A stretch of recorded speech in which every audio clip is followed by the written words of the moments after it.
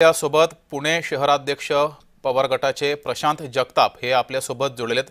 प्रशांतजी, नवले पुलावर हा कायमच अपघात होत असतो, याआधी सुद्धा बऱ्याच वेळा अपघात झालेले आहेत। या अपघातावर नियंत्रण मिळवण्यासाठी किंवा हे अपघात होऊ नये यासाठी कायमस्वरूपी उपाय का इथे केला जात नाहीये? मुळात हे समजून घेण्याची गरज आहे। आजचा जो काय अपघात झालेला आहे हा निश्चित दुर्दैवी तर आहेच, पण एकूणच राज्य सरकार आणि देशाचं केंद्र सरकार या नवले ब्रिजकडे किंवा एकूणच पुण्यातल्या नागरिकांकडे किडा मुंगीपेक्षा सुद्धा वाईट नजरेने पाहतं। याच्यावर शिक्कामोर्तब करणारी आजची घटना आहे। या शहरात म्हणजे आजचा हा 11वा महिना आहे या वर्षाचा। त्या 11 महिन्यामध्ये 70हून अधिक लोक त्या ब्रिजच्या इतर नाही का स्टार्टिंग पॉईंटला किंवा एंडिंग पॉईंटला त्या ठिकाणी मृत्युमुखी पडलेले आहेत।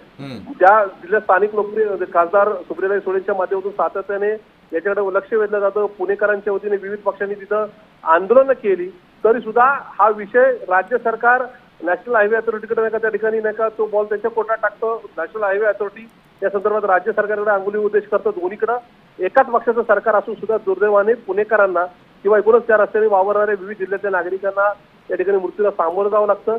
आजच्या घटनेला राज्य सरकारच जबाबदारी असं आमचं सीट म्हणणे।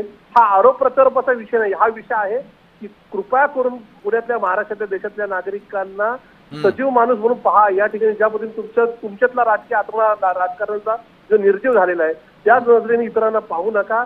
आज या ठिकाणी 5 मृत्युमुखी पडलेली लोक ही एक 5 कुटुंब या ठिकाणी रस्त्यावर आलेली आहेत आणि निश्चित दुर्दैवी आहे। मागच्या कित्येक काळापासून या संदर्भामध्ये राज्य सरकार आणि केंद्र सरकारने कुठल्या प्रकारची उपाययोजना केलेली नसल्यामुळं आज या ठिकाणी किमान 1000 नागरिक या मागच्या 6 ते 7 वर्षांमध्ये मृत्युमुखी पडलेले आहेत आणि या संदर्भातलं राज्य सरकारचं दुर्लक्ष हे पुणेकरांच्या अंगलट येते किंवा जीवावर येतंय किंवा जीवावर बेततंय ही वस्तुस्थिती आहे। जी, मात्र जगतापजी, तुम्हाला नेमकी कारण काय वाटतात की नवले पुलावर इतक्या जास्त प्रमाणामध्ये अपघात का होत असतात? काय कारण वाटतात?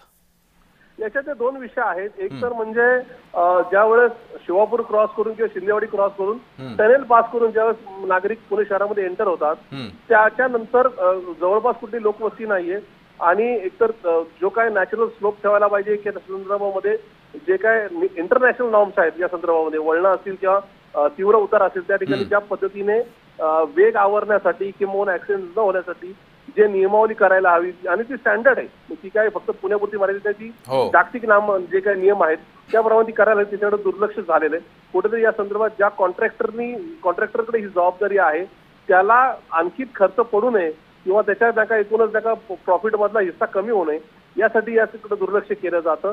जर वेळीच म्हणजे ज्या कॉन्ट्रॅक्टरनी हे केलं ज्याच्याकडे आजही मेंटेनन्स आहे त्यांच्यावर जर वेळीच कारवाई केली असती, त्यांना ब्लॅकलिस्टेड केलं असतं तर अशा प्रकारच्या गंभीर अपघातांना सामोरं जावं लागलं नसतं।